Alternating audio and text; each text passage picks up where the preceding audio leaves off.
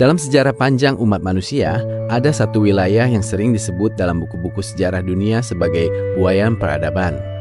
Bukan karena disinilah manusia pertama kali ada, melainkan karena disinilah manusia untuk pertama kalinya membangun sistem kehidupan yang sangat terorganisir.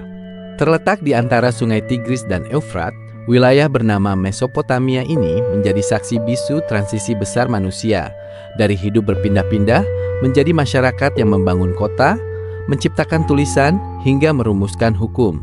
Menariknya, bagi kita di Indonesia, wilayah ini tidaklah asing karena sejarahnya sering bersinggungan dengan kisah tokoh-tokoh besar dalam catatan agama Samawi. Bagaimana sebenarnya kehidupan di sana? Dan penemuan apa saja yang mereka wariskan hingga kita gunakan sampai detik ini? Mari kita bedah catatan sejarahnya.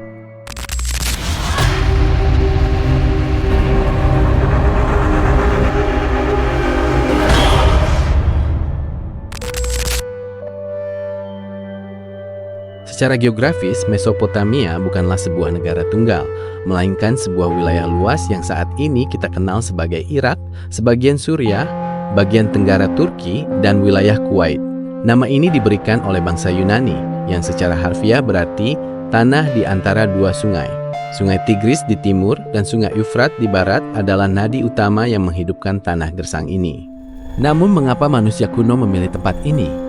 Jika kita melihat catatan arkeologi, jejak-jejak pemukiman manusia di sini mulai terlihat sangat signifikan, sekitar 8.000 hingga 10.000 tahun yang lalu, atau sekitar era Neolitikum.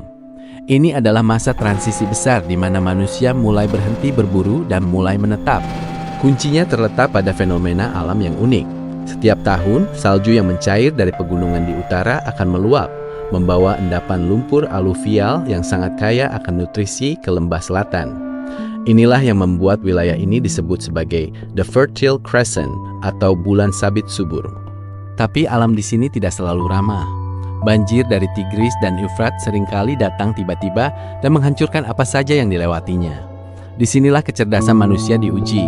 Alih-alih melarikan diri, masyarakat kuno Mesopotamia menjadi pionir pertama dalam teknologi irigasi dunia.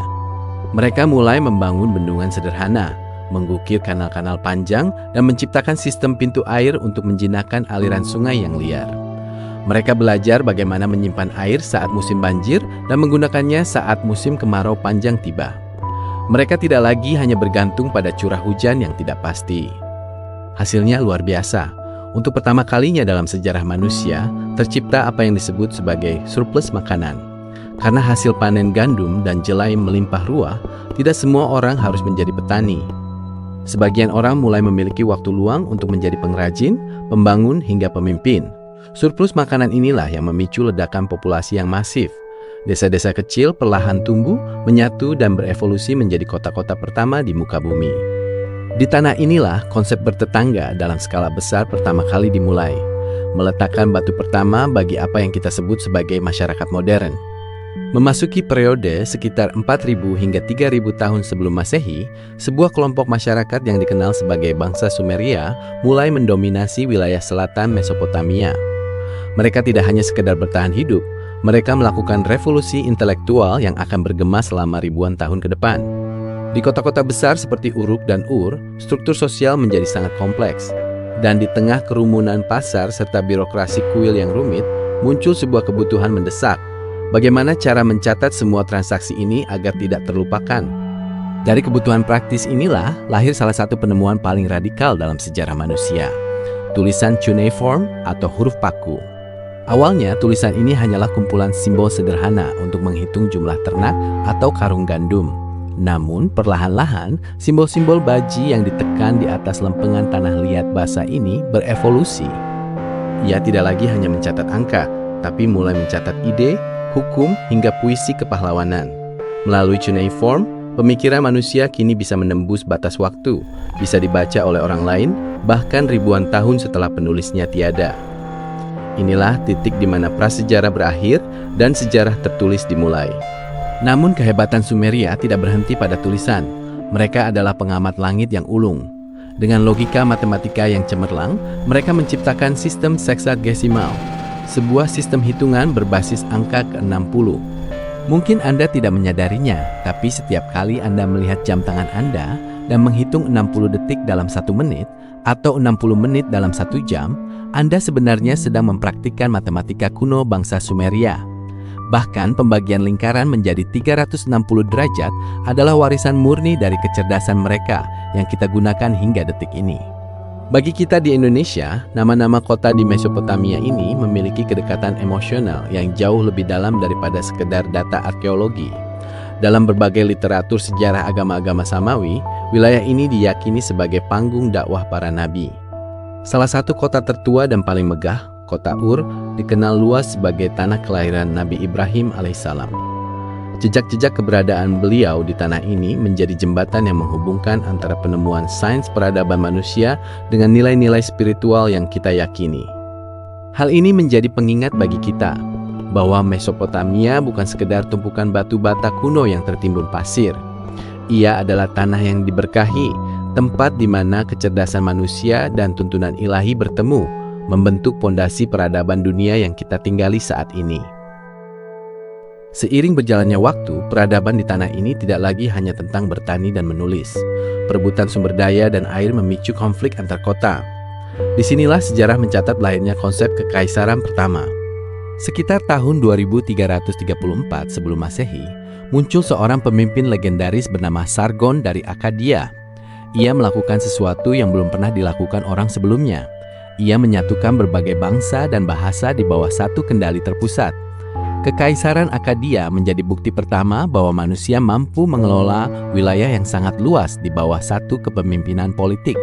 Namun, warisan politik terbesar Mesopotamia baru muncul beberapa abad kemudian di kota Babilonia. Di bawah kepemimpinan Raja Hammurabi sekitar tahun 1792 sebelum Masehi, peradaban manusia mencapai sebuah kedewasaan dalam berbangsa. Hammurabi menyadari bahwa pedang mungkin bisa membangun kekaisaran, namun hanya hukum yang bisa mempertahankannya. Ia tidak ingin keadilan hanya berdasarkan keinginan raja yang berubah-ubah. Maka ia memerintahkan agar 282 peraturan dipahat di atas sebuah batu besar setinggi 2 meter agar bisa dibaca oleh seluruh rakyatnya. Inilah yang kita kenal sebagai Kodeks Hammurabi. Di dalamnya diatur segala hal, mulai dari urusan perdagangan, hak kepemilikan tanah, hingga perlindungan bagi kaum yang lemah. Prinsip utamanya sangat terkenal, lex talionis atau mata ganti mata. Jika seseorang merugikan orang lain, maka ia harus menerima balasan yang setimpal. Meski terdengar keras bagi standar modern kita, di zaman itu ini adalah revolusi kemanusiaan yang luar biasa. Pertama kalinya, hukum tertulis berdiri lebih tinggi daripada kekuasaan pribadi. Orang tidak bisa lagi bertindak semena-mena, karena ada aturan yang disepakati bersama.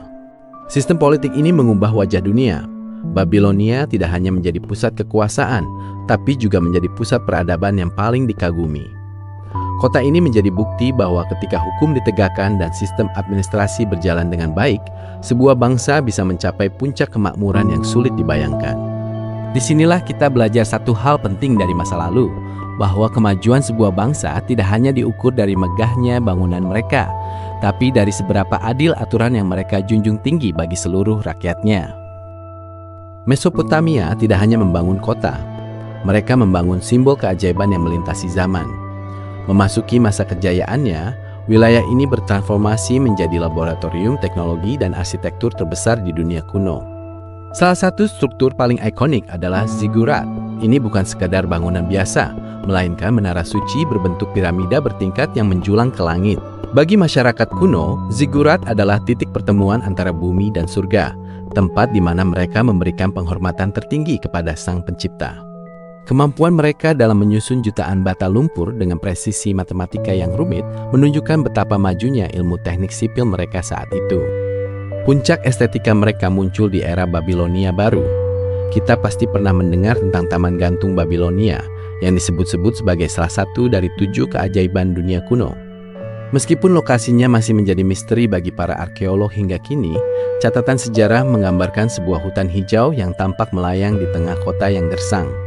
Untuk mewujudkannya, mereka menciptakan sistem pompa air yang sangat maju untuk menaikkan air dari Sungai Efrat ke puncak-puncak bangunan. Ini adalah bukti nyata bahwa keterbatasan alam justru memicu kreativitas manusia untuk melampaui batas. Namun, kejayaan bukan hanya soal keindahan, tapi juga kekuatan. Di bagian utara muncul bangsa Asyur atau Assyria yang dikenal sebagai mesin perang paling ditakuti di masa itu.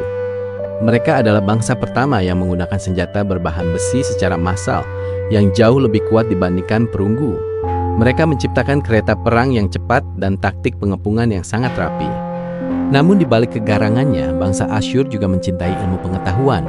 Raja mereka, Asyurbanipal, membangun perpustakaan raksasa di Niniwe yang menyimpan puluhan ribu lempengan tanah liat berisi rahasia medis, astronomi, hingga sastra kuno. Dari roda yang memudahkan transportasi hingga pemetaan rasi bintang yang membimbing para pengelana, teknologi Mesopotamia adalah pondasi bagi peradaban modern. Mereka tidak hanya mewariskan benda mati, tapi mereka mewariskan rasa ingin tahu dan semangat untuk terus berinovasi.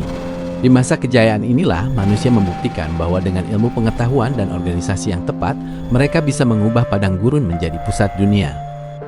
Namun hukum alam tidak pernah berubah. Tidak ada kejayaan yang abadi di bawah langit. Setelah ribuan tahun menjadi mercusuar dunia, peradaban Mesopotamia mulai memasuki masa senjanya. Penyebabnya bukan hanya karena satu faktor. Perang saudara yang berkepanjangan dan invasi dari bangsa-bangsa luar mulai melemahkan struktur kekuasaan di sana. Namun, ada musuh yang lebih senyap yang menyerang dari balik tanah mereka sendiri. Penggunaan sistem irigasi yang berlebihan selama berabad-abad menyebabkan penggaraman tanah atau salinisasi. Tanah yang dulunya hijau dan subur perlahan-lahan menjadi mandul. Sumber pangan berkurang dan kota-kota besar yang dulu padat mulai ditinggalkan oleh penduduknya. Pada tahun 539 sebelum Masehi, tembok Babilonia yang legendaris itu akhirnya ditembus oleh pasukan Persia di bawah pimpinan Kores Agung. Tak lama kemudian, wilayah ini pun jatuh ke tangan Iskandar Agung dari Yunani. Mesopotamia tidak lagi menjadi pusat kekaisaran mandiri, melainkan menjadi bagian dari kekaisaran-kekaisaran besar dunia lainnya. Budaya asli mereka perlahan berasimilasi, dan kota-kota megah seperti Uruk dan Niniwe akhirnya terkubur di bawah pasir gurun, menjadi rahasia yang tersembunyi selama ribuan tahun. Lalu apakah Mesopotamia benar-benar telah berakhir? Jika kita melihat lebih dekat ke dalam kehidupan kita hari ini, jawabannya adalah sama sekali tidak. Peradaban Mesopotamia tidak hilang, ia hanya berpindah ke dalam setiap aspek kehidupan modern kita. Setiap kali kita menuliskan ide di atas kertas, kita sedang menggunakan konsep yang dimulai oleh para juru tulis Sumeria. Setiap kali kita menuntut keadilan di hadapan hukum, kita sedang meneruskan semangat Raja Hammurabi. Bahkan, setiap kali kita membagi waktu dalam jam dan menit, kita sebenarnya sedang berbisik dalam bahasa matematika kuno mereka. Mempelajari Mesopotamia adalah pengingat bagi kita semua bahwa kemajuan teknologi haruslah sejalan dengan kearifan dalam menjaga alam. Mereka telah meletakkan batu pertama bagi peradaban manusia, dan tugas kitalah untuk terus membangunnya dengan lebih bijaksana. Sejarah bukan sekedar tentang masa lalu yang mati, tapi tentang akar yang memberi kita arah untuk masa depan. Sampai jumpa di penjelajahan sejarah berikutnya hanya di Ensiklopedu.